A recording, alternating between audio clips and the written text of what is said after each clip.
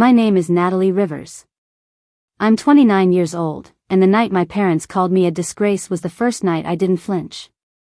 I sat at the dinner table with my hands folded in my lap while my father demanded I pay off their mortgage or leave by morning. My brother leaned back in his chair with that satisfied grin he always wore when I was being cornered. Failure, he said. Burden. You'd be nothing without this family. Then my mother looked at me with that soft voice she used when she wanted cruelty to sound reasonable. You were a waste of space the moment you started making your own choices. Years ago, that sentence would have destroyed me. But that night, I smiled. Because inside my bag was a plain white envelope. And inside that envelope was the reason every person at that table was about to panic. They thought I came home to beg. They thought they controlled the house, the money, the story, and me. What they didn't know was that for 6 months, I had been quietly studying every signature, every loan document, every hidden transfer, every lie they thought I was too stupid to understand. So when my father slammed his fist against the table and said, "Pay what you owe this family," I reached into my bag. And for the first time in my life, everyone stopped talking. The truth is, I never planned on becoming the kind of woman who checks property records for a living. When I was younger, I wanted to design theater sets. Tiny worlds made of wood, paint, and light. But dreams cost money. And in my family, money always came attached to obedience. So I became practical. I worked county records. Learned title research. Eventually opened a small company helping buyers and attorneys verify ownership before property deals collapsed. It wasn't glamorous, but I was good at it. Quietly good. The kind of good people only noticed after you saved them from disaster. My parents never cared about any of that. To them, I was still the unmarried daughter without children, without church-approved milestones, without the right kind of life. My father, Thomas Rivers, treated every room like a courtroom where he was judge and executioner. My mother, Sarah Rivers, specialized in making emotional damage sound like concern. And my brother Lucas was the golden son. He could wreck a car, lose a job, drain a savings account, and somehow still become the victim of stress instead of the author of consequences. I was the responsible one. Which meant I was the usable one. I moved back home temporarily after my mother claimed her health was failing. I canceled clients. Packed my office into the guest room. Cooked meals. Ran errands. And every month, I gave them money because they kept saying the mortgage was tight. Then tight became constant. Then Lucas moved back in and somehow became too overwhelmed to contribute anything except opinions. Since you're already here, my father would say, you should help more. More became groceries. Utilities. Insurance payments. Repairs. I asked questions once. My father stared over his coffee and said, "Don't act like a stranger in this family." So I stopped asking out loud. But I didn't stop looking. One morning, I found a late notice hidden under the toaster. 90 days overdue. Not 30. 90. My stomach dropped because I had already given them nearly $18,000 over 7 months. None of it had touched the mortgage. Then I noticed Lucas wearing a new watch. My mother posting spa photos online. My father bragging about helping Lucas recover from another failed investment. And one night, while uploading county filings for a client, I searched our address out of habit. That was when my hands went cold. There was a home equity line of credit attached to the property. And on the consent form was my name. Natalie Rivers. My signature was there too. Except I had never signed it. I stared at the screen so long my eyes burned. Then I downloaded everything. Every page. Every stamp. Every filing date.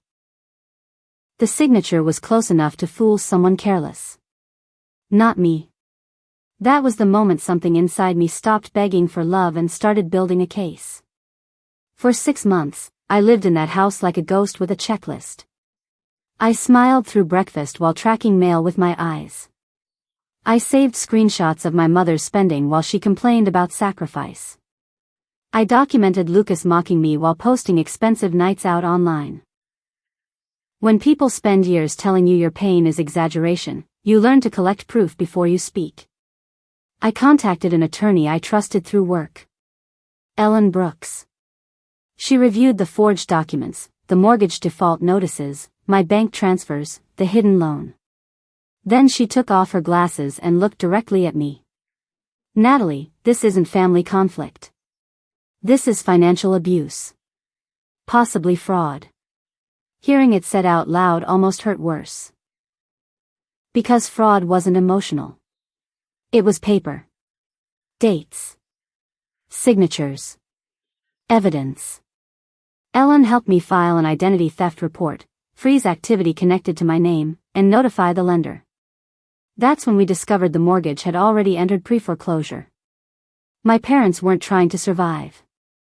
They were trying to scare me into saving them before anyone discovered what they'd done. They thought if they pushed hard enough, I'd panic and hand over everything. But they were too late. Through my company and with legal guidance, I purchased an assignment of the defaulted debt after the lender bundled the note for sale. Not some dramatic movie trick. Just paperwork. Expensive, terrifying paperwork. I sold my car. Liquidated investments. Took a business loan. Ellen called it risky but legal. I called it the first time I'd ever bet on myself instead of paying for someone else's disaster.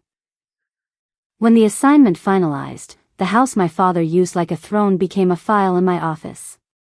And the mortgage he thought gave him power was now controlled by an entity I owned. The week before the dinner, my parents became more aggressive. My father left notes around the house.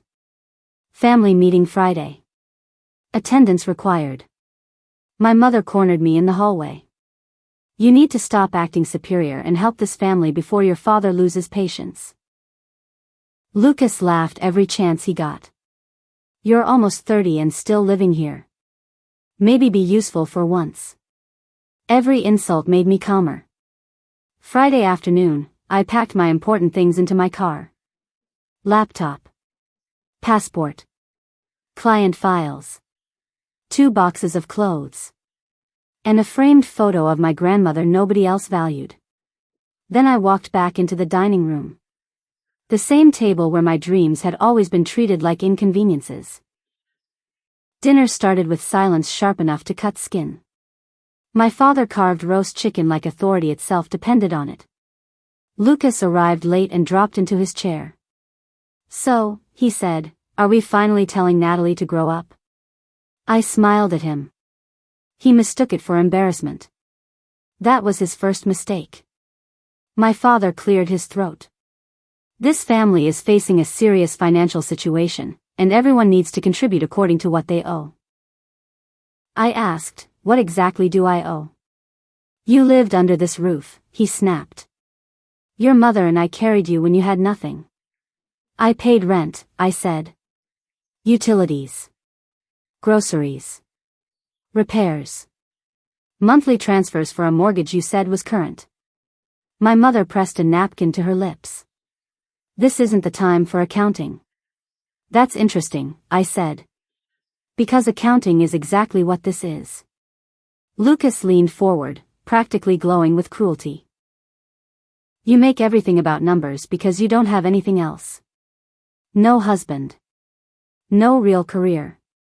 No family. Just files and bitterness. Nobody stopped him. So he kept going. You're a disgrace, Natalie. Honestly, Mom and Dad should throw you out unless you pay off the mortgage. My father nodded. He's right. Either help settle this debt or leave.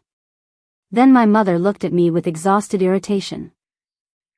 You were a waste of space the moment you started chasing your own life. The room went still. I felt something old and wounded rise inside me. But this time, it didn't speak first. I reached into my bag and pulled out the envelope. Lucas laughed. What's that? Your resignation letter from being disappointing? I slid it across the table to my father. Open it. He tore it open with the confidence of a man who had never imagined consequences could arrive in stationery. First page. Assignment summary. Second. Fraud notice. Third. Identity theft report. Fourth. Formal demand letter from Ellen. My father's face changed instantly. Not slowly. Instantly. What is this? I folded my hands. It's the part where you stop telling me I owe you. My mother grabbed the papers. Lucas looked over her shoulder. Then he froze. Because my company's name was printed under servicing contact information. No, he whispered. Then louder. No. No, no, no. I looked at all three of them. The forged documents have been reported. The lender has been notified. My attorney has copies of everything. And as of yesterday, the debt attached to this house is being handled through my company's legal counsel. My father stood so fast his chair hit the wall. You bought our mortgage? I bought the truth, I said. The mortgage was just attached to it.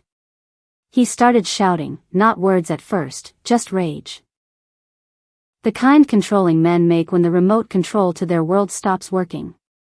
Lucas threw his plate against the cabinet. You can't do this. I didn't steal anything, I said quietly. That's the difference between us. My father pointed at my face. You ungrateful little.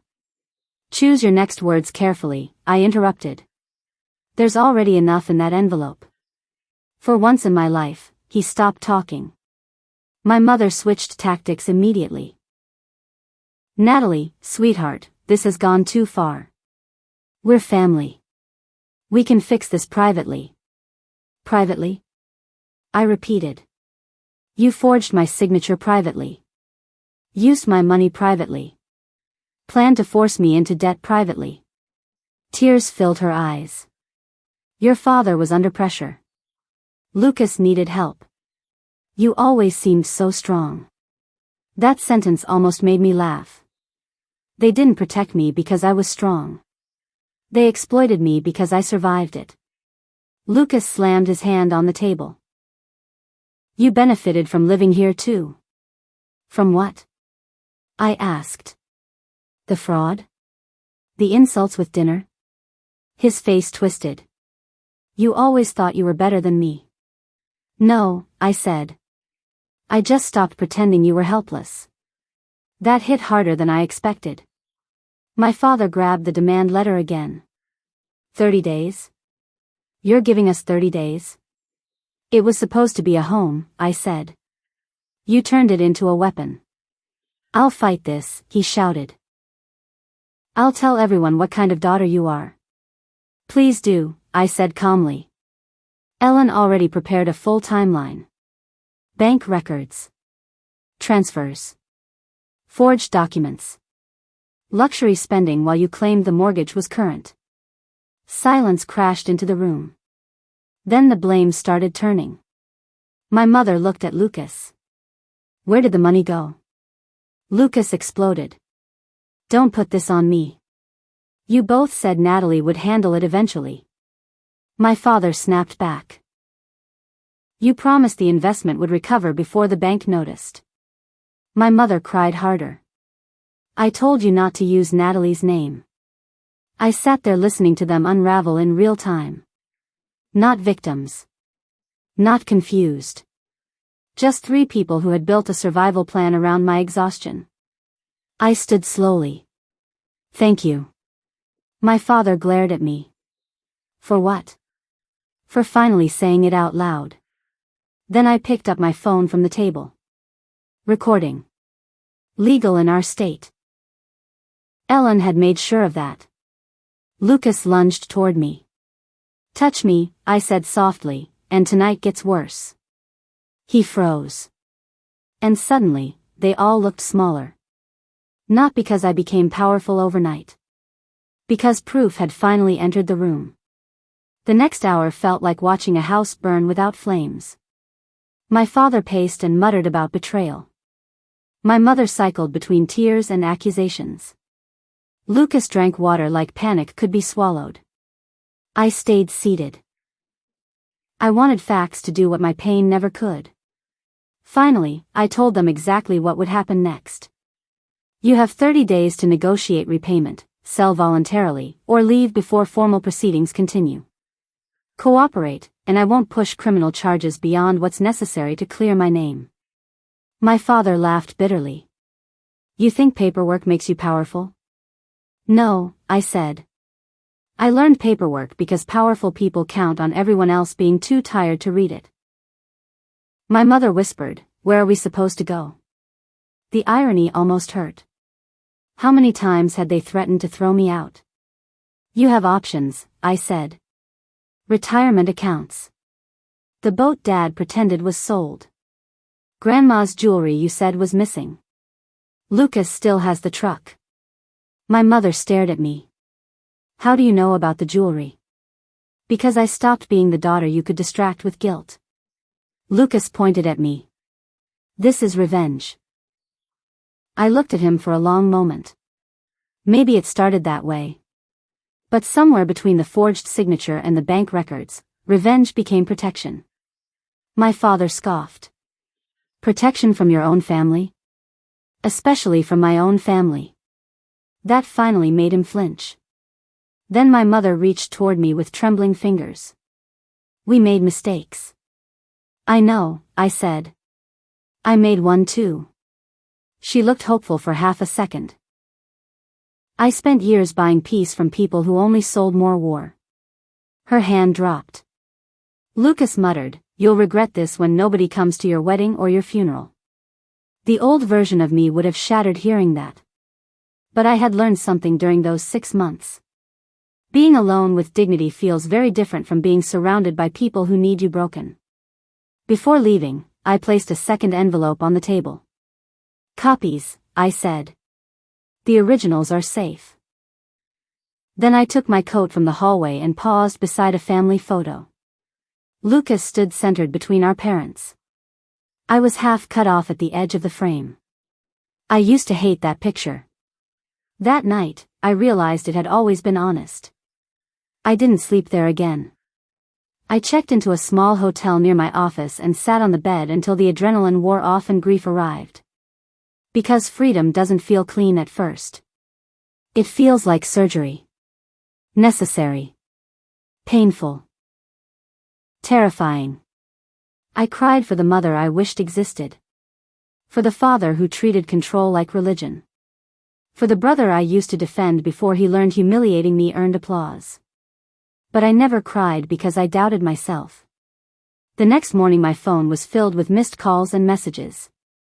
One from my father read, "Call us back now. It's serious." My whole life had revolved around their emergencies. This time, I forwarded the message to Ellen and blocked them. Over the next few months, everything unfolded exactly the way paper said it would. The forged signature couldn't be explained away. My credit began recovering. My parents sold the boat, liquidated accounts, and eventually sold the house before proceedings moved further. They were never homeless. That mattered to me.